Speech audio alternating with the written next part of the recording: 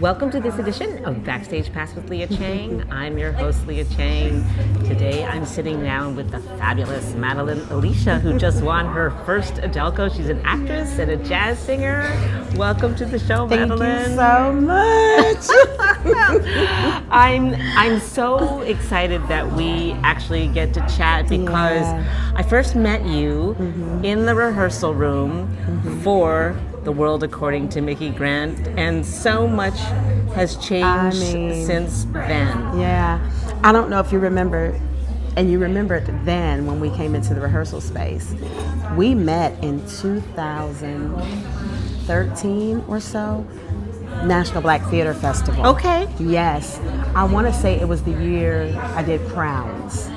Oh, all right. Yeah, so that... Now, who directed that production? Mabel Robinson. Okay. Yeah. So, and that was with North Carolina Black Rep. So that may have been like 2017. No, 2013. It was 2013. It was 2013. That's when I was there. That's exactly right. So that's when we met. And I moved here from Winston-Salem. So being there in Winston, when I first moved to Winston, be in the hub. You're in the hub of... And I had no idea. I had no clue.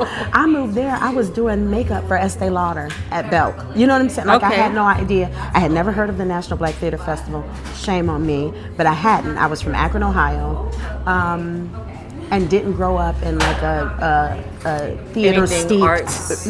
Well, arts definitely, but not theater steeped, you know? So coming to Winston, I was looking for that outlet, you know, where music was concerned. I was at a church that was predominantly white, so that was very different from my Kojic, very Pentecostal upbringing. And I'm in the grocery store, I see a flyer that says calling all gospel artists. So I'm like, let me go and check that out, and I go.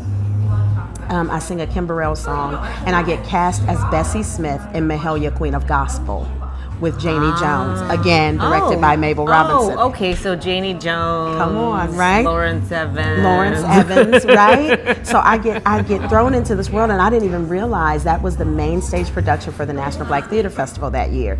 So I started doing Black Nativity with them, North Carolina Black Rep, and it just kind of progressed from there. So so we ended up meeting. I was doing Crowns with Janie, Horace Vincent Rogers. Okay, Horace. Yes. All right. So that's how we met. That's then. it. You're probably are you in one of the? Did I photograph you then? Oh yeah. Because I did the press conference, the opening press conference. Oh. It was Janie, Horace, and myself. So you photographed that. We were at the gala. You know. So I probably videotaped. Did I videotape that too? So were you familiar with Micki Grant before you got cast in this show? Yeah, sadly enough, I was not. Her work, yes. Cope, Arms Too Short to Box with God, but I did not know, you know. You did not know the 300%, the 1,000% Come on. of the fabulosity of Micki Grant. Yeah. So what was that like? What was your experience with the production? Oh. The production experience was great. I mean, first of all, this was my first Off Broadway show. You know, it's what brought me to New York. You know, so that was amazing. I was the casting director for that again was Lawrence Evans, my biggest advocate. He's everything. Oh my gosh. And a bag of chips. And a bag of chips, right? So getting here, the Micki Grant will always represent that piece for me, but having done the show and done the work and done the research of what that work should look like, now she represents so much more. Like to be all of that in a time. My favorite song in the whole show is If I Could Have Been. You know, and that's the closing number for that show, because you think about all the things that she became in a time where, you know, we had to have the AUDELCO Awards come along so that we could be recognized as African Americans in this space, right? So yeah, I mean, just it was phenomenal to be cast in an Off Broadway show. It was otherworldly to get to portray Micki Grant. Yeah, it was. How did it feel to go to your first AUDELCO Awards? Oh my gosh, girl, I'm telling you, it was just getting ready for it, you know, all the pre-stuff that I did to get ready and to show up, you know, the dress, the hair, the whole nine, and to get there and see that red carpet and then to walk in and see Beverly Johnson and Nicole R.E. Parker. I'm like, again, I'm shocked like I was back into, oh, this is real, this is real. So the first experience ever at the AUDELCO Award was just the best way to describe it. My heart was just full. I was so grateful sitting there at the table. And just as I looked around at everybody over and over, in my spirit, I was singing, "Thank you, Lord. Thank you, Lord. I just want to thank you." And so when they called my name, that's the first thing I did when I got to the mic. I just started singing. I sang it really quick. You and Shirley Ralph. Really? Right? Oh, she sure did. Right? She sure did. Come on now. Yeah. And so the experience was just incredible and so aligned with what I know a lot of people were like, deuces to 24. They were so ready for 24 to go. 24 was your year. It was my year. Yeah. It was the first. It was your jumping off point. That's it. Yeah, that launching pad was real. So, yeah. So how did it feel to win your first AUDELCO? Did you guys get to make speeches? Yes. Or did you, okay. Yes. And part of my speech was that song because I had not prepared anything because I had zero expectations. I'm just glad to be in the building, Right. And so then very, quickly I was able to thank the people that I felt like were directly connected to that, that moment. Lawrence, Nora, Cynthia Kit. So we did get to make those speeches and take those photographs holding this AUDELCO Award. Yeah. So you won along with your other two Mickeys. Yes. Nora won, your director, and Brian won. Brian won, he sure did, and the show won. We tied with Hell's Kitchen. But we had lots of nominations. Even our costume designer, Ali Turns, she was nominated. Tom Spawn, our MD, was nominated. So it was a good year. And was the entire The World According to Micki Grant team in the room? We were all in the room. Okay. We were all in the room. Well, so what a marvelous celebration. Yes, it was. It just was. In the room that night, who meant the most to you in terms of meeting them or seeing them? You might not have met them, but seeing them. Yeah. Because there were a lot of power players a lot of wisdom in the room. Yes, a lot of wisdom. So to say who meant the most, let me see, and who was, I would have to say, and this is awful because it's a lady, I want to say her name was Dewana. When I looked at, and so I'm walking out and she's like, "That dress is," so I said, "Thank you so much." I said, "What?" Because I loved her so much in that movie. The weekend where she's got this boyfriend who wants to take her to his ex-girlfriend's place, her parents' place for the weekend, and they all three ride to the place together. And so she was so vulnerable, but there was this strength in her vulnerability that, like, when she finally saw this ain't going nowhere, and she really, stood up and acknowledged it for what it was. Right. And in a very dignified way. She walked away from what wasn't meant for her. It was something about her portrayal in that just made me like the movie, What does New Federal Theater mean to you? I'll say it again and again, that New Federal Theater was the birthing place for me as a bona fide New York actress, New York performer. People left the show talking about the way that I sang, so I can't just say actress. A bona fide New York performing artist. So that's what New Federal means, that they, they watched a video taping of me and said, "Yeah, we'd like to book you. Are you local?" I said, "No, but I can be by Monday." So that's who, and they'll always be that. Just like Mabel Robinson will always be the woman who birthed me into theater. At the end of my very first ever theater production, which was a National Black Theater Festival show. She came around giving everybody gifts. She said, never stop theater because you are naturally a theater person, right? So not only did she cast me, but she nurtured that, and then she spoke life into that. And here I am in New York. Yeah. Well, and also because you didn't, so it sounds to me like while you have been an artist all your life, you didn't discover completely that part of yourself, and for people to also just shape you and give you a little push until you got to Winston-Salem. Yes, yeah, for sure. And I tell people, Winston is the city of arts and innovation. Right. And it was so that for me. I love Winston. Winston, I was born and raised in Akron, Ohio. It will always be home, but Winston will too. It will always be over 20 years, like 27 years in Winston. I'm a proud graduate of Leadership Winston-Salem. You know what I'm saying? Okay. So, I'm very much connected to that community. And my artistry just came to fruition there, It really did. It really did. So. Wonderment and wisdom. Oh, yeah. Now, you recently participated in a Wonderment and Wisdom roundtable, and I'd love to hear what you took away from it. Yeah, what I took away from it was no matter how long we've been doing something, whatever it is, the wisdom in reaching beyond ourselves to fill in those gaps and even to call us higher. Because wisdom says, I'm here to do that for you. But when wisdom can look down and say, call us higher. Right.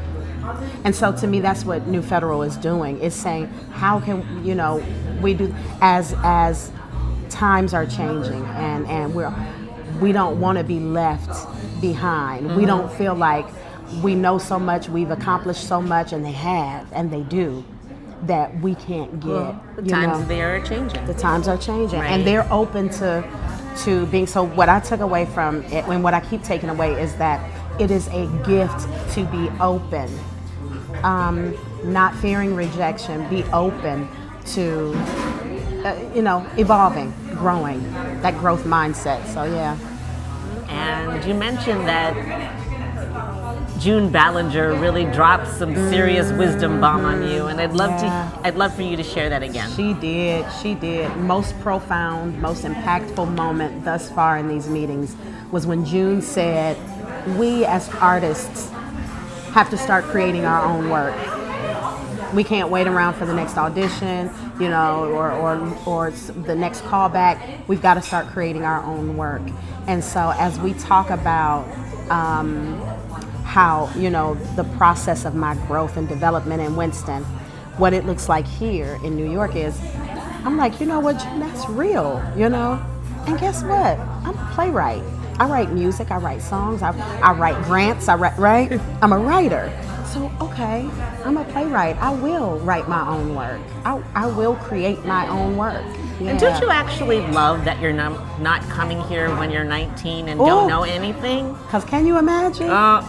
Well, I came when I was 17, so I know. Ooh, but I was 17 going on 30, so I was okay. Yeah. Good. I don't know that. I don't know what that would have looked like, but I'm grateful. I thought about it on the ride over, that I feel like God really allowed me to have all the things. So I married really young. I was a really young mother. So my children are complete adults, They're grown, and you get to have your life. And I still get, right? And I still got all with this them. time, right? So it's like, oh, wow. So yeah, I'm so glad I didn't, because a mess is something I look at the experiences in my life, and so my youngest son the other day he was saying, when are you going to stop being shocked? Because I'm still really shocked when people are like, oh, you can sing. I'm like, oh my God, thank you so much. Or whatever, you know, the compliment is regarding my artistry. He said, when are you? I said, I don't know that I want to stop. Right. You know? Sure. Yeah, because keep it pure. Keep it pure. I've run into some ugly people because the gift is there and it's obvious, but they don't have the character to support it. You know what I'm saying? And they don't know. And they don't know. So, but you know. Yes, And we know. come on. That's all the part. knowing that has Come to be. I'm so glad I know. I'm so glad I know. Yeah. So speaking of your gift, you made your New York cabaret debut, but you've actually been traveling the world as a jazz singer. Yeah. So can you talk to me about that? Yes, I did. I did December 22nd. I did my first solo artist event at the Green Room 42. I love the Green Room 42. Yeah, me too. So I'll be back there on March 30th. We can talk about that. Yeah, so I did that.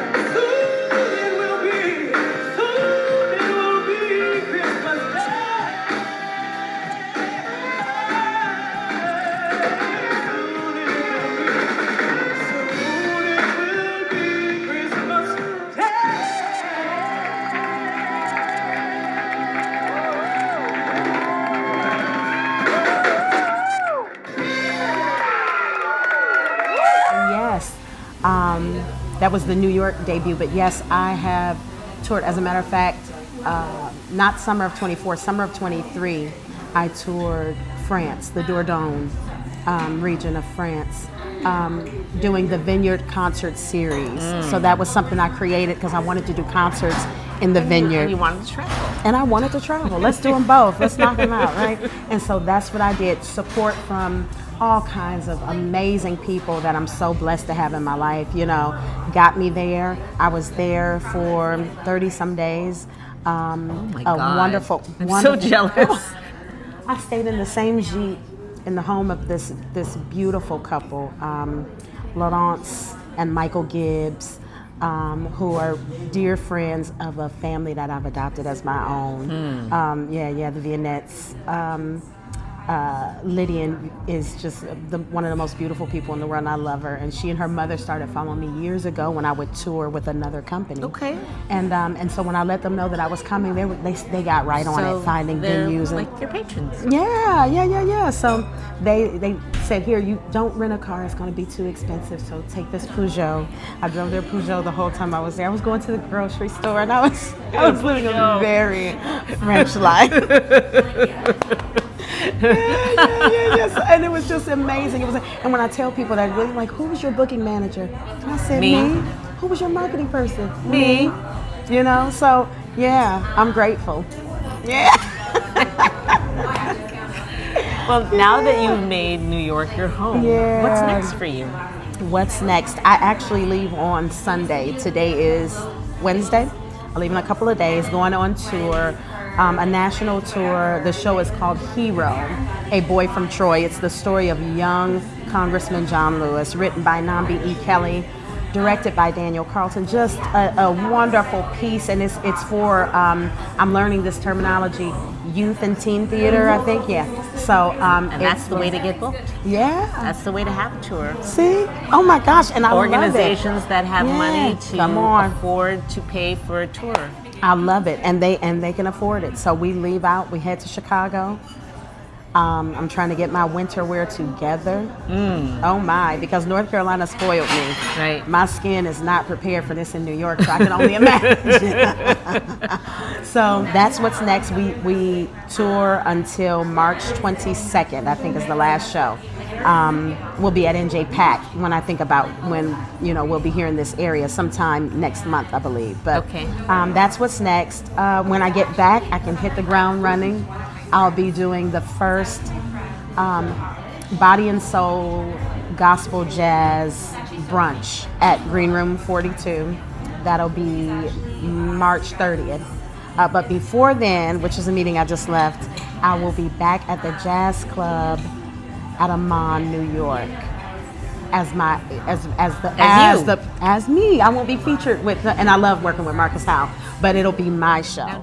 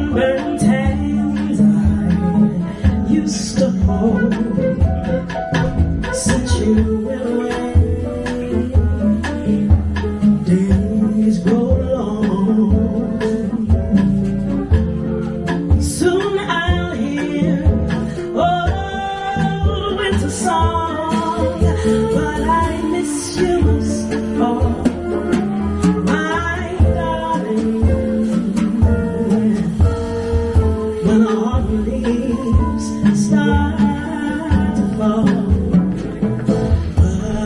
Falling leaves drift by my window.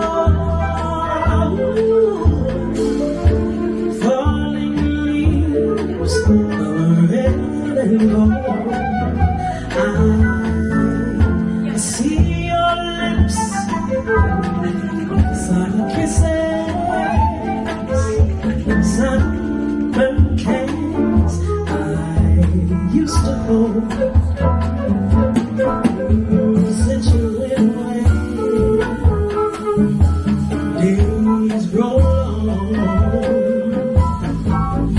Soon I'll hear old winter song, but I miss you most of all, my darling.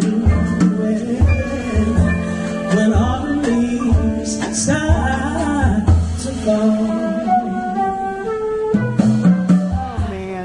Thank you for joining me for this edition of Backstage Pass with Lia Chang. I'm so happy that we had this time to Me chat. too, Lia. Thank and you. I'm so excited to see more of your performing. Good stuff. I hope there's going to be lots and lots more, so Yes. thank you. Well, you hope. Yeah, that's right. You I know. I do, right? That's that part of that. But listen, it's going to be a lot more. Hello. Yeah, come on. 2025, be ready for her. Yes, yes.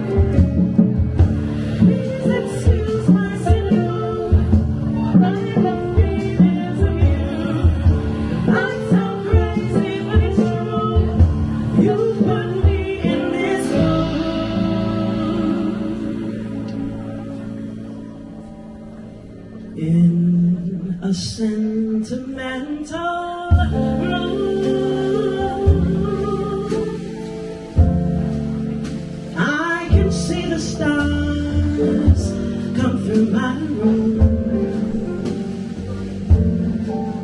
while you're loving attitude is like a flame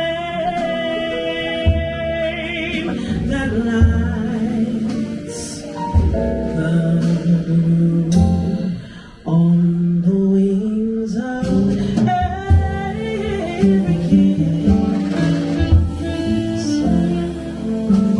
Drifts a melody so strange and sweet.